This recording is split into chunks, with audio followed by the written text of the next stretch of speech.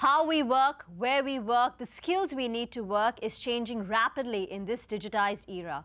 Automation, the growing adoption of artificial intelligence in the workplace and other innovations are changing the fundamental nature of work. In today's episode of Tech at Work, the show where we talk about emerging technologies and trends, we are going to be discussing future of work. What does future of work really mean, and what are the implications for individuals and enterprises? Joining me to understand this very interesting topic is Navkender Singh, the Associate Research Director at IDC International Data Corporation. And Navkender, thank you very much for your time and speaking to cnbc.tv18.com. If you could first start off by telling us what is future of work and why is this topic gaining so much prominence now? So when we speak about future of work, we've seen that the workplace has evolved over the years. So we used to have in 70s, we used to have mainframe computers and large desk and fax machines. In 80s, we got PCs, smaller laptops, smaller personal computers. In 90s and 2010s, we have devices which are much smaller than that. But what will happen in 2020 now? Will we be sitting at a beach, looking at the sun and still working? So collaboration is the key. How you collaborate with your employees, with your partners, with all your ecosystem players inside the organization. So that's what we thought that, from a future of work perspective, it's important to know that what are the changes which are happening in the landscape of how employees and the organizations need to look at the requirements and the evolution which they need to do internally to structure themselves and to start acquiring those skill sets, so that they are going to meet the needs of the new technology and need new kind of workforce in the next 10-20 years. And that's why this topic is right now gaining much momentum in India, across the world, and in Asia Pacific as well. Okay, can you talk a little bit more about the forces of change behind the changing realities of work? So one of them, of course, is technology and the use of AI, that's artificial intelligence, big data, robotics in the workplace. We are increasingly seeing machines are displacing the humans, at least in the routine tasks. But what are the other dynamics which are playing into the future of work? Right. I think that's a very important point. Technologies are important, sure. I mean, that's what the whole world is going to. We use technologies in our everyday life at a workplace as well. But technology is not the end of all. The core at this shift is the people. So when I say people, so let's say about 36% of India's population, working population, will be millennials by 2021. Now, right now, we are seeing, at the workplace, we have different kind of generations who are working. We have baby boomers, we have millennials, and 2019 will be one of the first years where the Gen Zs who were born after 2000, they'll be entering the workforce. Now, all these Gen Zs, they are digitally native. They don't know they don't know their life without the internet, without the connectivity. They don't know their life without the smartphones, without great looking devices. Now, how do you balance the expectations of Gen Zs versus millennials versus baby boomers who still want to have a face-to-face kind of meeting, 9 to 5 kind of offices? How do you balance all this? And that's what the enterprises are facing challenging these days, because all these millennials and Gen Zs, they have very different expectations from technology. For example, people might say, why can't I have my leave approval on WhatsApp? Now, how do you answer that question? Would you like to have all those enterprise mobility apps which are available anytime, anywhere for you? One is that. And secondly, the technological evolution of the collaborative tools is actually forcing the organization to actually how to start leveraging all those digital technologies to augment the human workforce, not to replace them. So it's not a debate of human versus machines. It's a debate of human and machines. I mean, are the enterprises able to take that view that humans can be augmented by machines at the workplace? So I think that's important. These are the few forces apart from the technology which are actually forcing all these organizations and enterprises to actually start looking at discovering new ways how to have a sustained competitive advantage, which probably all those things which they have been working for the past 20-30 years might not hold true and work for them for the next 20, 30 years. Well, I'd like to add even longer lives into this, because biotechnology is also increasing the average life of employees. So we will possibly be looking at, working beyond the age of mandated 60 years that we are talking about. Absolutely. Okay, so that's the other change in demographics. We have already seen a dramatic shift in the way we work. So we have moved well beyond those 9 to 5 working hours. If you could tell us, in the people that you speak to, the companies that you survey, what would work look like, say, a decade from now? So there's something called borderless kind of working. An employee should be enabled by all the technology and the culture within the organization, so that they are able to equip the employees to work from anywhere, everywhere, connected all the time. I don't need to be in office. Should I be on roll with all the organizations? So organizations are also thinking about contingent kind of workforce, contractual kind of workforce. So let's say I have a project in an organization. How do I source contingent workforce? How do I get people who have the best skills, and how do I get them, and how do I source that kind of talent? Then all these organizations, how do I retain the talent which is from the millennials and Gen Zs? They don't need to be in office. They need collaboration. They need to be connected every time, anywhere. All the projects should not suffer because of the co-location and everything. One is that. Second is co-location, kind of the gig economy, and things like that, co-working spaces.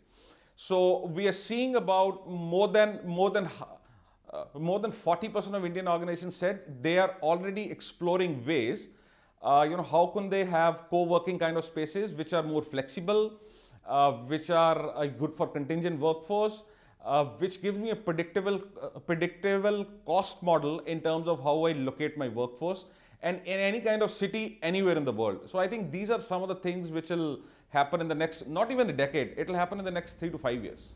Okay, so apart from having, say, co-working facilities for employees, if you could tell us the top 3 things an enterprise or a company should do to begin their journey towards being ready for the future, in terms of future of work. Sure.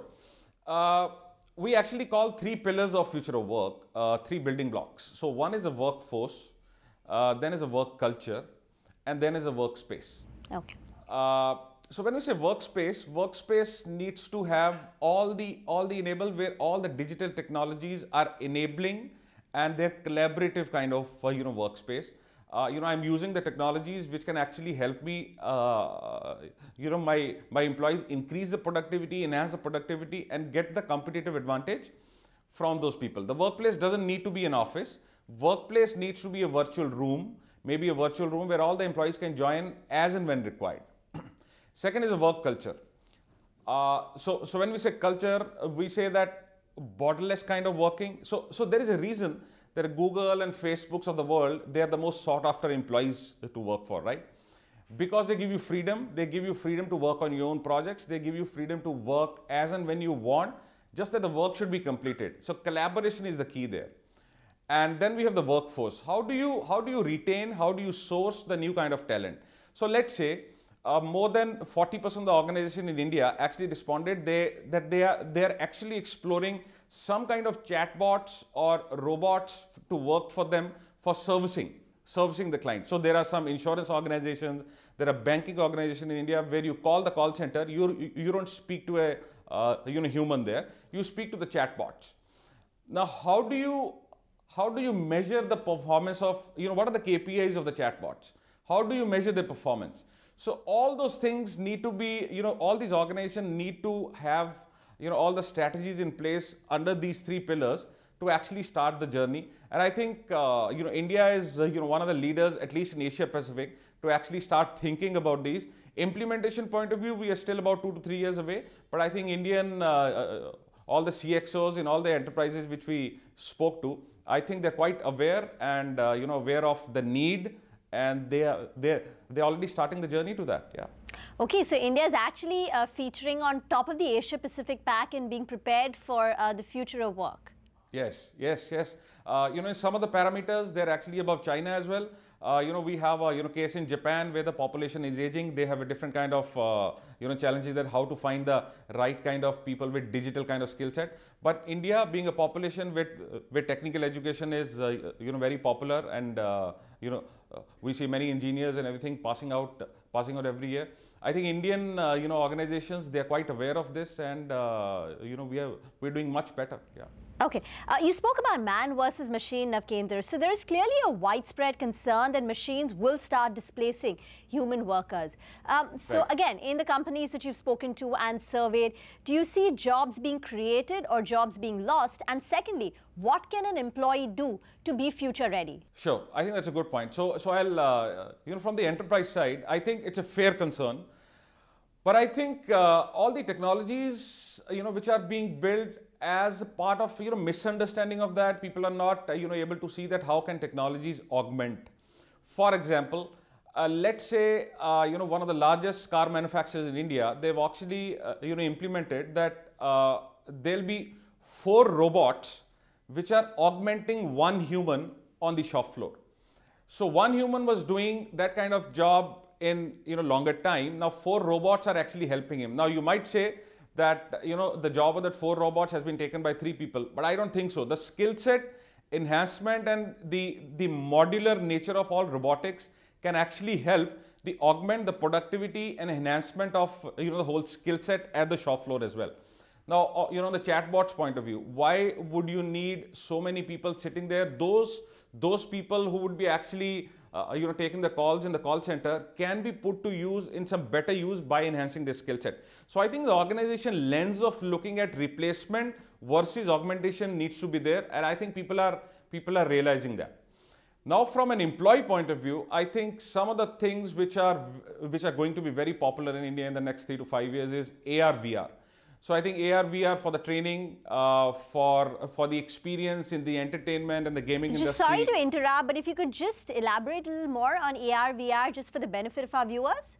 Sure. So when we say AR, VR, it's about augmented reality and the virtual reality. So for example, let's say there is a corporate training. So let's say if a manufacturing plant employees have to be trained on the shop floor, one, you need cost of actually building that separate shop floor for training.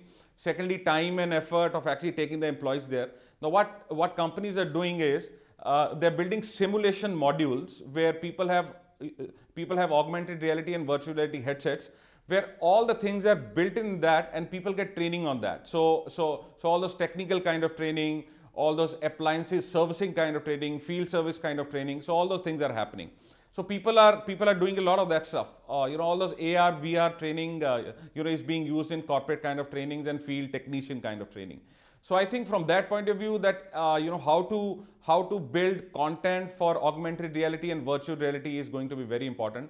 Even artificial intelligence from a chatbot point of view. So from an employee point of view, they need to see that they need to open their minds and start learning about these new technologies and skill set, so that the learning curve in the organization is much lesser, and the productivity and the revenue to the organization is more. Okay, so just we spoke about how technology, demographics, even consumer empowerment and globalization, all these are having a profound impact on the economy as well as the labor market in particular. So there are a lot of opportunities, but if you could talk a bit about the challenges in implementing or being ready for the future.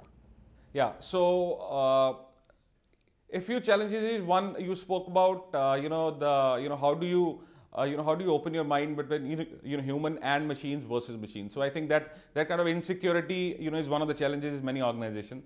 Second is the security and the privacy concerns of the data. Now we have seen that there have been concerns and there have been leakages of the data across far and wide.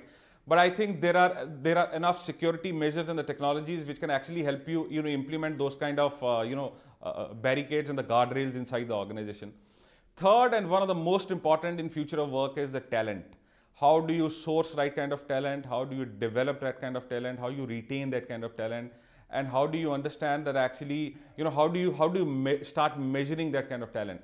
So I think, I'll say sum it up, on the challenges part, the mindset of the organizations that we need to be ready for future of work, but it needs a very different kind of thinking. I think that's one of the barriers, and I think we have been helping many organizations in trying to bridge those, kind of gaps. But I think these three are important. Navkender, thank you very much for your time. So yes, the workplace has been continually getting transformed for the last 2 centuries, right, since the Industrial Revolution. And going ahead, individuals and organizations will need to come together, integrate to, be ready in the new realities of work. Thank you again. Thanks for watching Tech at Work. I, Reema Tendulkar, will be back with another episode.